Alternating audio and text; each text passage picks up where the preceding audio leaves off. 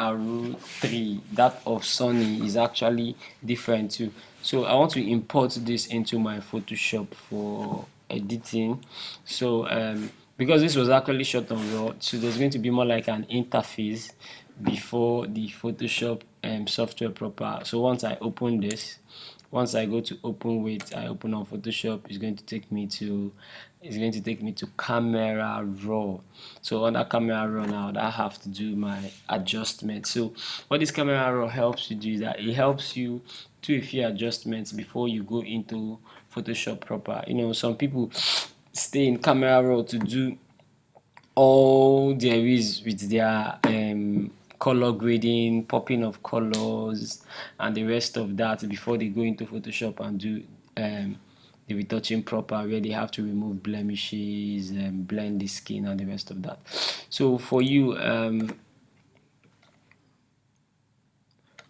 now, it's now dependent on what you want. If when you're actually working on the picture, there's such a thing as temperance.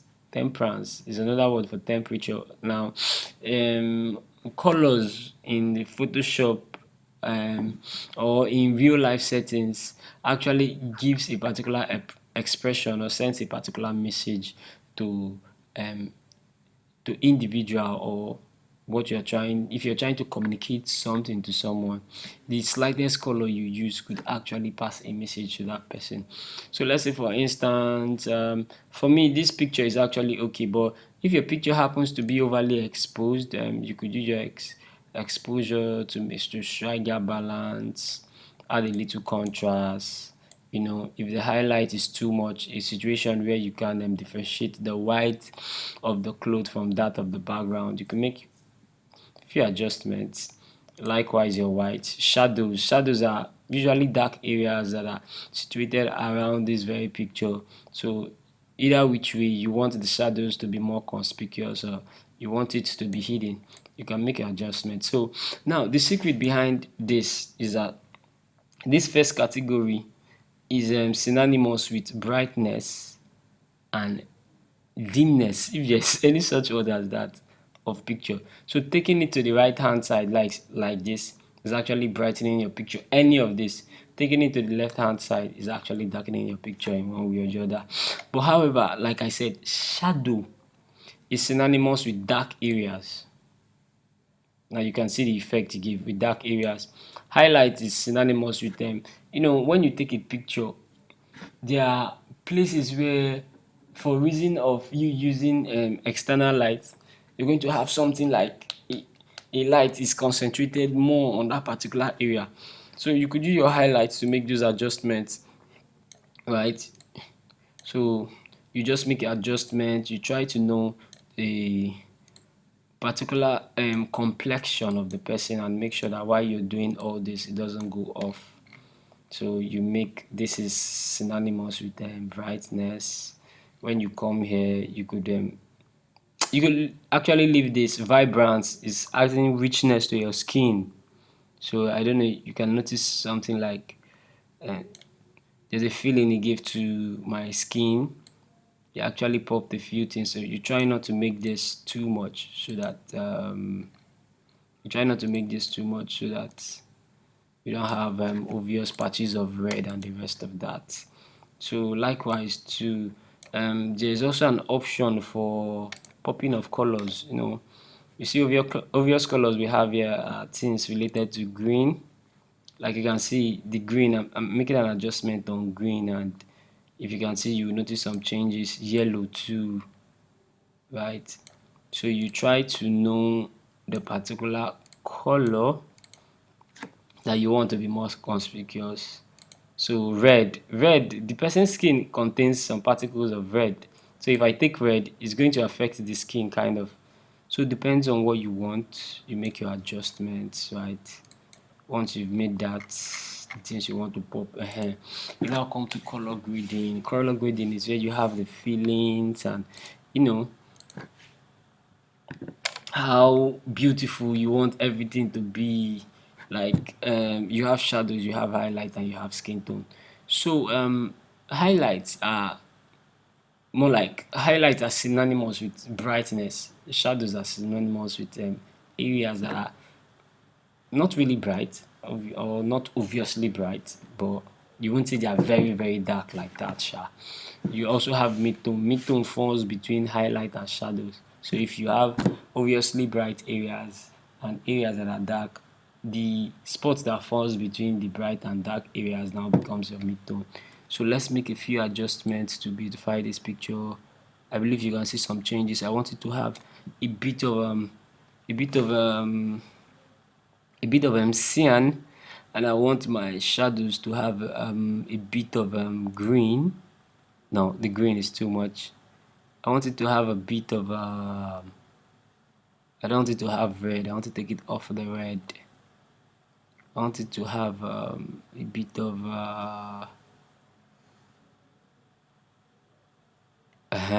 a light blue kind of.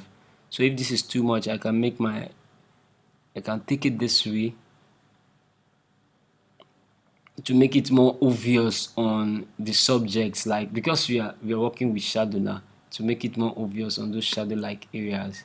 So if I want it to be lighter, I take it towards the side too. So depending on what you want. So you just work on that. So these colors you're seeing here, these color templates, if you notice, you see that they are giving some obvious differences on the picture. So mid-tone, you just work on all these things till you get what you want. So now you've gotten what you want. Blending balance. Now blending is like your computer is trying to synchronize everything for you to be in a uniform format.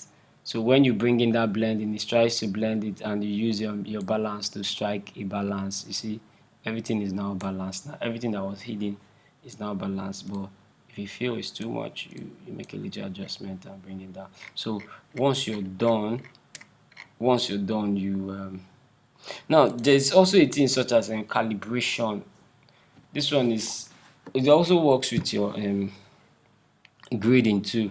Maybe you want a particular color to be more obvious on your picture you're working on. You could use your calibration to make those adjustments. I want a feeling of green. I want, depending on what you want, or you want a feeling of cyan, right? Want a feeling of cyan. You want a feeling of and this likewise too can actually help you if you actually took a picture that you feel has too much of red or too much of yellow. You could use this to correct them. So I think I love this feeling I'm getting here. And so once I'm done, I click on OK and wait for it to open in Photoshop. Now remember why I had that interface because before Photoshop was because it was shot on camera raw. If it had been that it was shot on JPEG, it would just take me here directly, and I'll have to do all those grading myself from scratch. So now let's go to this one proper. So we try and be fast here. For you to start retouching now, there is something we call frequency separation. And we have basic frequency, we have advanced frequency, and there's also an aspect of frequency where you have to use this what we call lasso too. So for you to be able to start grading this, start blending this picture now, there are some things you need to consider that are essential. You need to zoom into the pictures and look for things that obviously are not supposed to be there, maybe like pimples, like lines that you feel are not supposed to be there. You could use your patch tool to remove them. Use patch tool to remove them. Use patch tool to remove them. Just minor things. It's not everything you remove. Those minor things that are not supposed to be there, that are a result of some you can blend. I don't remove this line because this is me. If I remove that line, it's not going to be me anymore, it's going to be someone else. So the original person has that mark on his face. I trust we're following. So let's now go. Before you start blending your pictures, you have to create what we call frequency. You click on Ctrl J, that's the shortcut. Ctrl J on your keyboard twice. Ctrl J, Ctrl J. If you're using a Mac, it's Command J. Ctrl J. You're going to see two layers pop up here, and once they come on, you name the second one. You just click inside where you have this layer one, you name it skin tone, and the up one you name textures. So we're trying to retouch our pictures. Now once you've done that, you're going to see two symbols here. One is like the two symbols of an eye. You hide the first one and click on the second one, that is skin tone. Go to filter. Under filter you go to Gaussian blur. Under Gaussian blur, you could leave your blur at 3.5. Once you've done that, you click OK. Once you've done that, you click OK. So once you're done, you go to the texture and unmark that place. Uncheck the blank option so that your eye will come on. There's this eye symbol that will come on. You click on it. Now it's up. You now go to your edit. Now rather, sorry, you go to your image. Under your image, you go to apply image. Under apply image, you do a few settings. So because there's how this thing works, I don't know how to put it together, but you're supposed to make these two layers sync. Right, so you click on your skin tone, that's the second layer. Then under blending, you click on add. Once you're done with that, under capacity you click 100. Under scale you click 2. Then you click on invert. Now once you've inverted, to show that you're actually doing the right thing, your picture is automatically supposed to give you this kind of feeling you're seeing here, or this skeletal kind of structure you're seeing here. Once you're done with that, you'll be like, oh, I think I've spoiled something. No, you're still on process. You click OK. Once you're done, you go to this blending options, you go to linear light, look for linear light. Once you're done with linear light, now you go to brush. There's what we call brush in your keyboard. On your keyboard you can press B, or you come to this option. There's an option where you see such a thing as brush. It might appear like this, but if you look closely, you're going to see something like a drop tool that shows you that there are other tools inside of it. So you go to your mixer brush. Under your mixer brush, most times when you've done that, you're going to notice that there is going to be a color here. You come here, you make this, you clean brush, because you don't want to paint, you don't want the brush to have a color. Once you're done with that, if it's also having this check, you uncheck this, you click on this one, you leave this on custom, you make your settings 30 30 30 depending. But there is another aspect of frequency we're going to do that you're not going to leave it on 30, however. But for now, just leave your settings on 30 30 30. Your brush should be on mixer brush. Then you come back to your layers and hide the first one. Now so that it will help you see the structure of the face before you start brushing. Now once you've done that, you click on the skin tone. Remember to give it a name so that it's going to guide you in your retouching. Then you start. There's what we call brushing. Brushing is like blending. You know, when you're brushing, artists are going to really understand this. When you're brushing um, um, your subject's face, so you're trying to draw something, you're using your pencil, so you're brushing, you start brushing,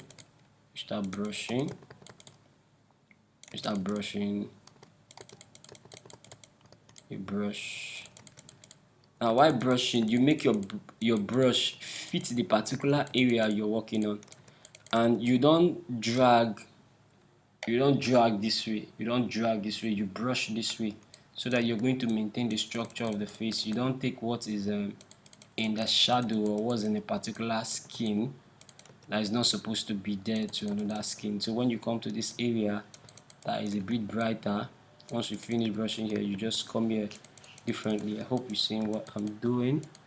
You just come here differently. While brushing, you try to uncheck this so that you see what you're doing. Look at, this is the before, this is the after. I think we're making gradual process.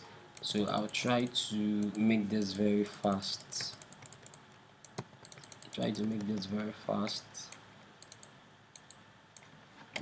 try to make it very fast. So because we're actually having it flat, it might not be 100% because I won't want to take much of your time, but I want you to get the idea. So we're brushing. You could zoom in, and brush so that you see it better. You brush and make sure that that particular area you've brushed is very smooth. That particular area you've brushed is very smooth. Anyways, big shout out to Mr. D. Mr. D is the one keeping me company. Big shout out to him. And so you keep brushing, keep brushing, keep brushing, keep brushing. Remember, you make your, yeah, unless I forgot, you're seeing the brush at the time the circle is big, another time is small.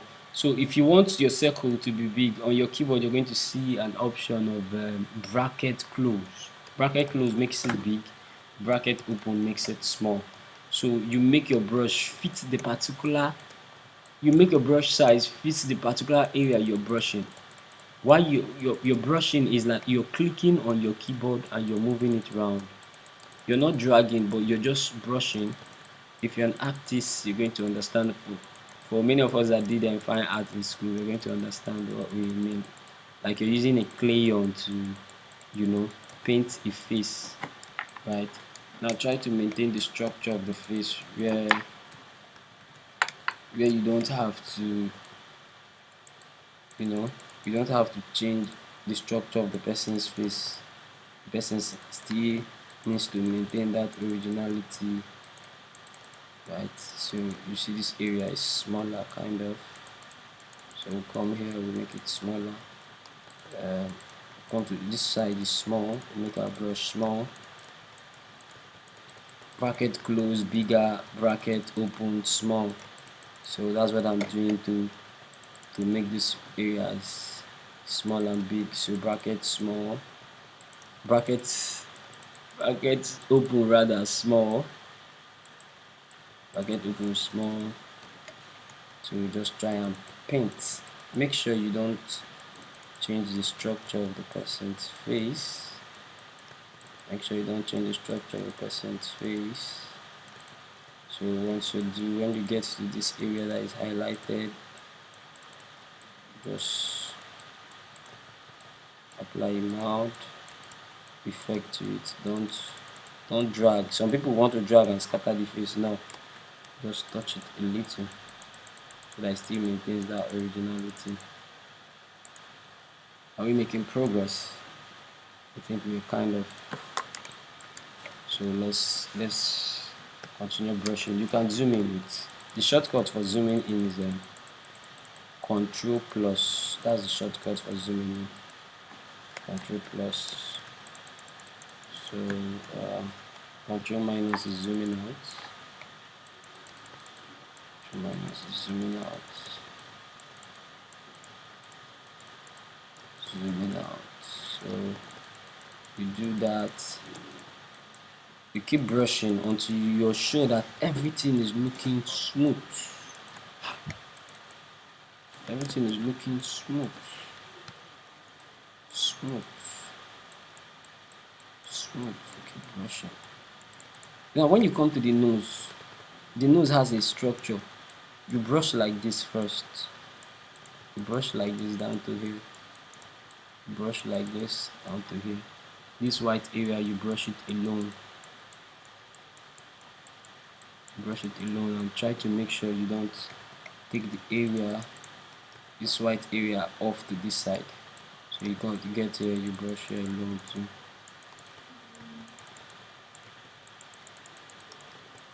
I told us to actually send some pictures and let's work on them together so that we're going to see what we can achieve with Photoshop with your pictures that you took in a photo studio.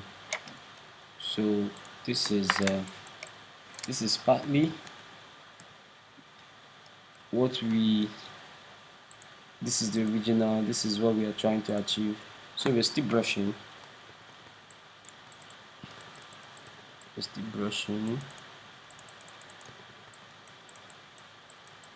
Where is the brushing?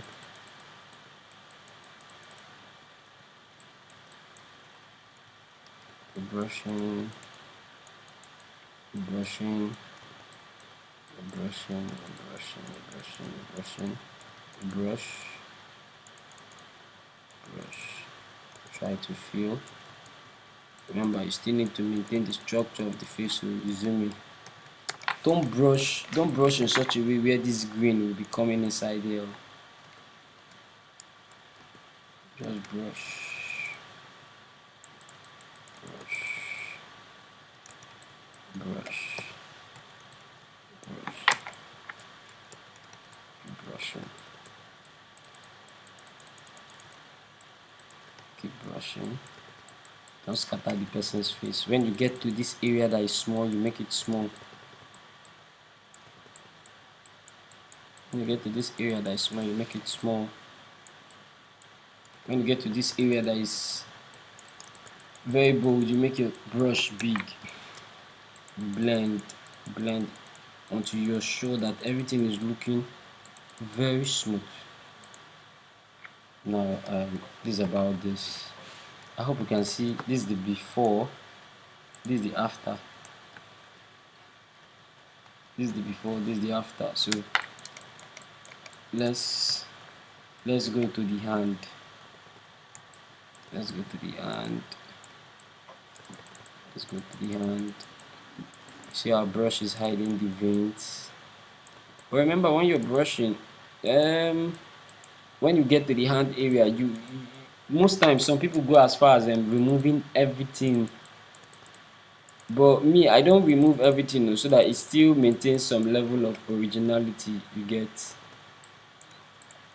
like, when working on the veins, I could just remove a few things so that it will still be as if, irrespective of you editing it, it will still have that original look and feeling.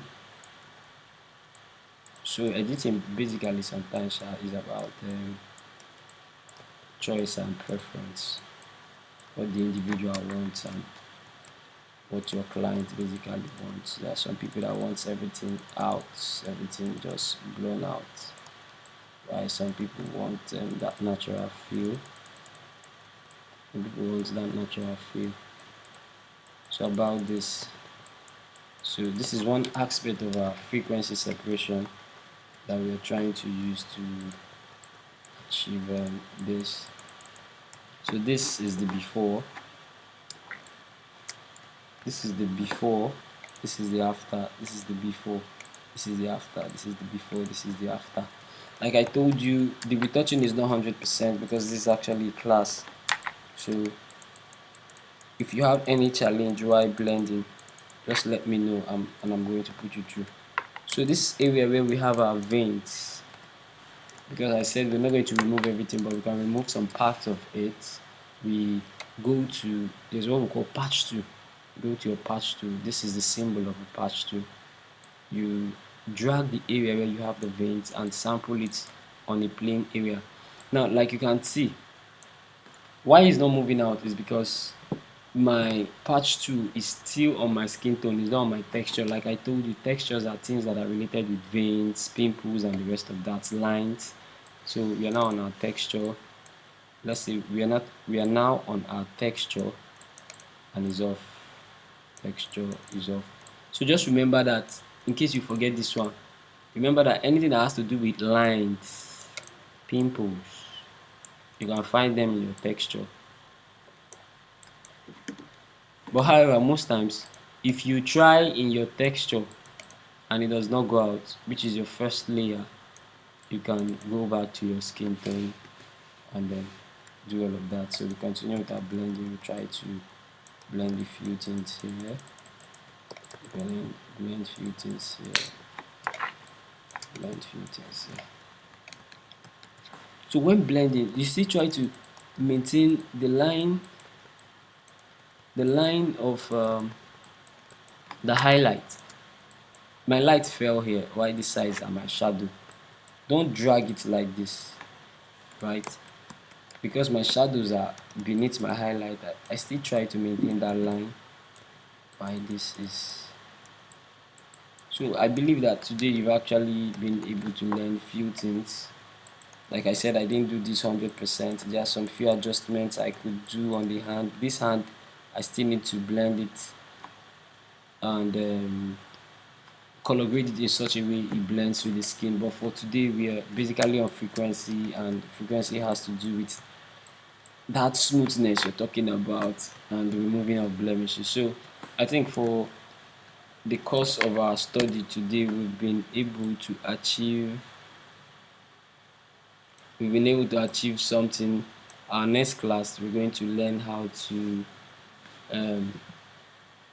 learn how to change background and how to remove pimples, specifically pimples and the rest of that. So if you've done this, to add a little extra, you could go to your lasso tool. Under your lasso tool, you're going to see such a thing as feather. You could make your lasso tool 18. What feather represents is that it's not going to have sharp edges when you draw your lines. So you can make it 18. You draw this through the image. Make sure it does not enter the eyelid and does not enter the hair. And you come here, you could just do small blurring. Don't blur it too much so that it will not look over blurred. You can make it like 5. You can make it like 5. Do that here too. You right click, rather you go to your filter, blur. There's a shortcut for it. Once you've blurred before, the shortcut is in your HP. You're going to see shift control F. On your Mac, you're going to see shift command F. So in case you don't want to be going to this filter option, you just draw. Once you've drawn, let it not enter your background. Once you've drawn this highlight area, I usually used to remove it so that it doesn't make my cheek flat. It doesn't make my cheek flat. Oh, sorry about that. It doesn't make my cheek flat. So control shift control F, shift control F, right. Don't let it get to the cloth. Don't let it get to the cloth, rather. Shift control F.